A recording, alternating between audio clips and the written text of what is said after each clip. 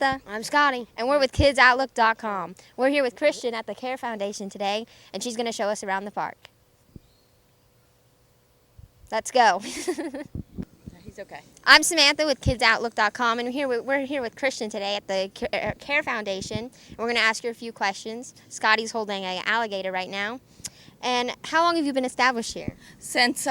We've been established as a nonprofit since November of '96. We've been on this particular property for about 4 years now, so we're still in the building stages. And do you have any more locations? No, just this, and one is enough for us to handle right now. What exactly does your facility do? Actually, we function in several different ways. We're a nonprofit animal sanctuary. We take in a lot of ex-pets that shouldn't have been pets to begin with, neglected animals. We work with Fish and Game and Orange County Animal Services. We pick up rattlesnakes and Florida native animals when need be. We work as a reference for people that might want an animal as a pet. We let them know whether it'd make a good pet or not. And we're finally an educational facility. We mainly do Florida native wildlife, like Brutus here, but we do kind of branch out a little bit here. What kind of animals and reptiles live here? Everything from venomous snakes to bears, raccoons, monkeys, big birds, wide variety. We don't discriminate out here. If it needs a good home, we're willing to take it. And is there an admission to see the animals? There is. We have different group rates. We also have 3 different packages depending on how long you want to spend here, how much hands-on you want to do. Our best selling tour is King of the Jungle, and it's $100 for up to 6 people, but you get to help feed one of the bears, feed the big cats, feed one of the monkeys or raccoons, lots of hands-on, so everybody is just thrilled when they do it. We have a real good time with it. And how many reptiles and animals do you have in this facility? A little over 200. We've kind of lost count at this point. How much does it cost to feed all of these animals and reptiles daily? We haven't really broken it down daily. I'd say to operate, it's about $3,000 to $4,000 a month. So we have several large cats, and that alone is about $600 to $700 a month. And since this is a nonprofit organization, who pays for it? Basically, there's several of us volunteers that go out, do school programs, libraries, special safari parties for kids. We work down at Lone Cabbage, and we do shows for people on cruises and things like that. So private donations, whoever can help out, we welcome it. And how could someone volunteer or donate? Basically, they can just call me, and I work with all the volunteers hands-on, and I'm the one that usually has to pay the bills and pick up the meat and all that stuff. So if they want to donate, they can also go to our website. We're on thecarefoundation.org, and we do have PayPal, so that's a good way to help us out. And how many alligators do you have here? We now have 5. So we've got a baby one in the house. Tiny over here is one of our newest ones that was actually found wandering in a neighborhood around children, and somebody had obviously been feeding it because he came right up to people, and Ocoee police asked one of our guys if he would take it, and we talked to Fish and Game and everything and got it all worked out. And because he's been fed, obviously, because he comes right up to people, he cannot be released to the wild, so he'll live his life out here.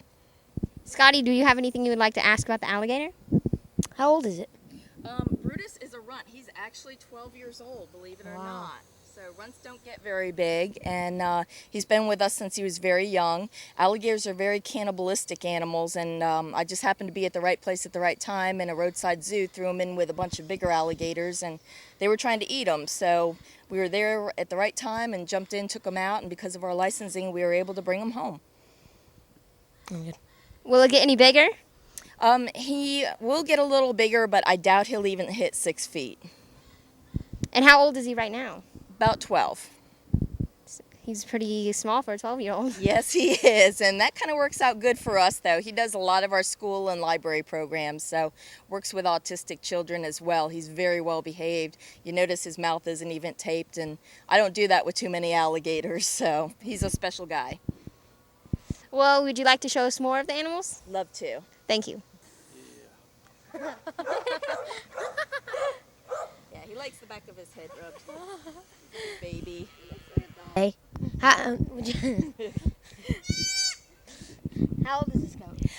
That goat actually was born yesterday, so he's just a day old, and yeah, very boisterous, as you can tell. He knows mom's around close by. And most of the goats here were actually found wandering the road, and the police and animal control couldn't find where they came from. They were starving to death. We think they were dumped, and they really didn't have anywhere else to take them. So luckily we had this area already set up, and they just dropped them off here. So How big would this goat usually get? that one is actually a pygmy goat, so it's not going to get very big at all. Mama's down over here with his little sister, and we've got a couple other little babies here that recently were born to us. So we're all full up on goats, as you can tell right now. This is actually a northern black bear. Her name is Lola, and Lola is one of those bears that was used in production basically for a TV show, and when they were done with the show and they didn't need her anymore, they were going to send her to auction. And black bears never go to good places. They usually end up at hunting camps. So as soon as we found out about it, we stepped in and took her in, and you can tell she's a show bear. She loves to show off. And Lola's about 6 years old, probably weighs about 250 pounds. Being northern bear, she gets much larger than our Florida bears here because it's so hot here. But she's about the size of a good-sized male black bear here in Florida. That's about the average size. So. And will it grow anymore? She might get a little bigger, but probably not by much. At this point, she's almost full grown. Thank goodness. What you doing, Miss Lola? How much food does she eat a day? She eats about 6 to 7 pounds of food a day. And it's hard to believe the bigger animals, most of the bigger animals, when you think about it, are mainly herbivores. She's actually an omnivore. She eats a little bit of meat, but she mainly eats fruits and vegetables. And we give her a little bit of dog kibble, too. And then, of course, all the volunteers out here bring leftovers. And she, of course, loves pizza and loves Chinese food, so she's a bit spoiled. And do you have another play area for her, or is this her play area? Actually, this is her caged area right now. We're eventually going to build a huge play area, but that is going to be very, very costly because bears dig and they climb. So we're going to have to build a big dig barrier down below, underground, and then we're going to have to put a big throwback so she can't go over the fence. So it's one of our most costly places that we're going to be building out here. So it's going to take us a little while to get to it, and until then she has her pool, she has all her toys. We go in and play with her. So she's very well behaved considering she's a black bear. And do you have any other black bears here? Yeah, actually behind us is Quinn Bear. Quinn weighs about 450 pounds. Quinn was somebody's pet. They actually the person worked at a roadside zoo, and when Quinn was born, they took him away from mom and dad right away and decided to try to raise him in a house. And as soon as he was tall enough to reach things off the kitchen counter, he had to go. And like I said before, black bears don't go to good places, and so we stepped in right away, and we had to totally retrain him, and now he's very well behaved, but there was some blood loss with that bear, so to say the least. Can the public help you donate money and things like that to take better care of these animals?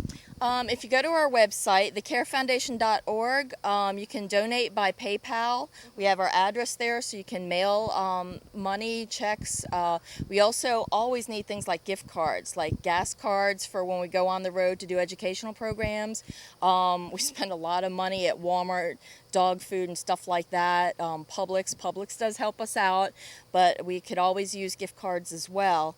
And even if it's somebody local, if you wanted to stop by and drop some stuff off, we do have neighbors that do that occasionally that helps out quite a bit. So, but mainly donating money is the best way, because that way we can use it to whatever we need to use it for. Do you have a phone number? Yeah, it's 407-247-8948. That's my cell number, and you can get a hold of me for everything from donating to volunteering. We have sometimes special building projects going on that occasionally we need extra people for. Home Depot and Lowe's is another one we always need gift cards from and everything. So yeah, there's several ways you can help out and do our tours also.